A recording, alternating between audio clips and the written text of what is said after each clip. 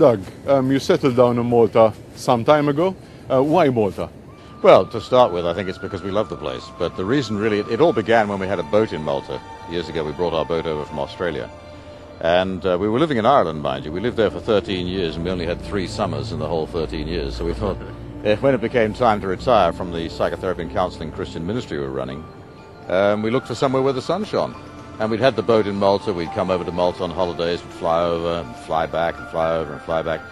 So it seemed a pretty good idea for us to move to Malta. We like the people, we like the place, we like the architecture. There's not much about Malta we don't like, really, and we love the climate. You've got a very long and varied career in very, very different areas.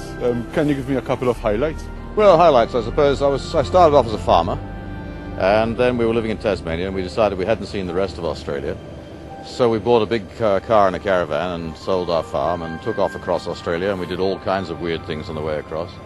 Finally wound up in Perth in Western Australia. Now, I'd already got into broadcasting by accident, more or less, before.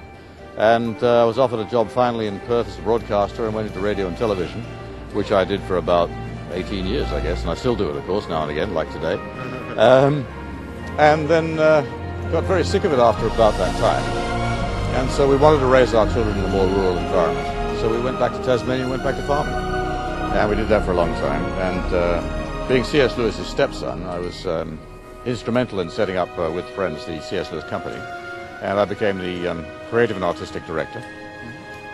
And as a result of that, after we finally got around to trying to make films out of the Narnia stories, I was invited by the film company to join them as co-producer on the projects that we'd put together. And the first film, the first of a succession of films, has been very, very successful. It's been a lifelong dream of mine to make these movies, and I was amazed when I went out to New Zealand on the filming of the first movie to see how brilliantly my imaginary land, or my stepfather's imaginary land, had come to life. And I was very, very proud of our crew and everybody on the team, our director Andrew Adamson. When I saw the movie, I actually wept all the way through it because it was such an emotional thing for me to see coming to life after all those years, and so beautifully. And yes, it has been a great success. Now let's shift our focus to cars, the real topic, what brought us together in the first place. You could have chosen any car you liked, but you chose the Ariel Atom. Why? Why did I choose the Atom? I think the main thing that attracted me to the Atom is its simplicity of design and its performance. It goes like a Ferrari Enzo, and it costs you about probably less than a tenth as much or something. It's just a beautiful piece of engineering. It's a very safe car because of the structure. It's extremely good to drive. It's very controllable. I just fell in love with it, I guess. And there were simpler ways of getting it to Malta, but we got discussing and we actually decided in full winter to drive this piece of machinery all the way from the UK to Malta. That's nearly 3,000 kilometers, completely open to the elements, but... Well, yes, I've always been an adventurous kind of person, I guess, and it sounded like to me a great adventure. And what's the point of having a really good car if you don't drive it? I mean, it's not doing you much good if it's inside a container being shipped. That's the way I look at it. But I think it's such a magical experience to be doing this, even in the middle of winter. People always say I'm crazy, and I guess this proves it. But we started off, as you know, we started off from England in freezing fog, ice on the road, and it was like driving a roller skate on an ice rink. But we managed, we got down to the ferry, and then we had 2 days of really bad weather. If you remember, you were freezing to death. I've got electrical undies on, I'm electrically heated, but you were suffering. It was raining, it was horrible. But now the Lord's been good to us, we've got great weather, and it's really turning into a joy. What did you appreciate most in the car so far, and what least? What least? For very long journeys, the car isn't really designed for very long trips. I mean, you and I are spending 6 to 9 hours a day sitting in these bucket seats which have no padding at all. And I think that's what we probably appreciate the least. But appreciate the most, the just superb handling and performance of the car. You can't fault it.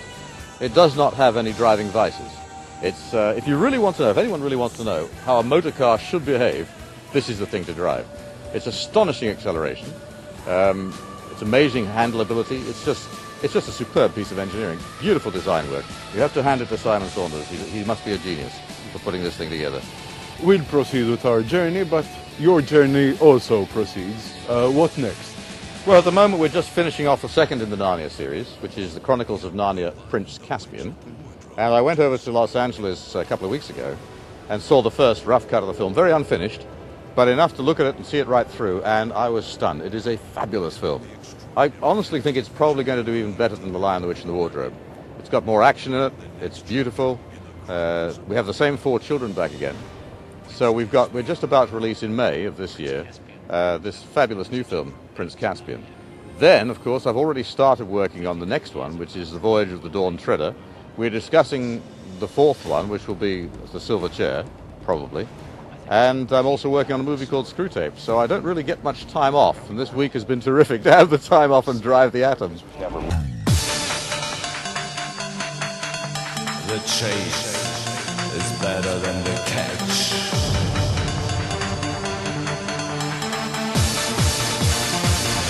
Transforming the tunes. We need your support.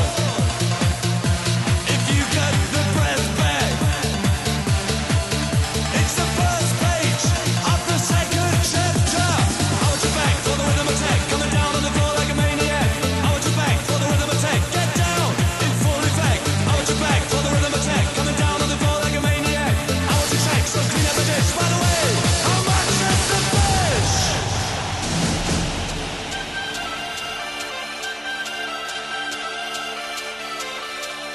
How much is the fish?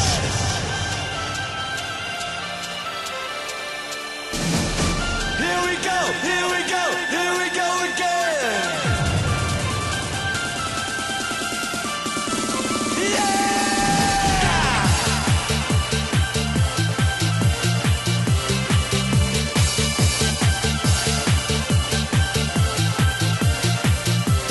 Sunshine in the air.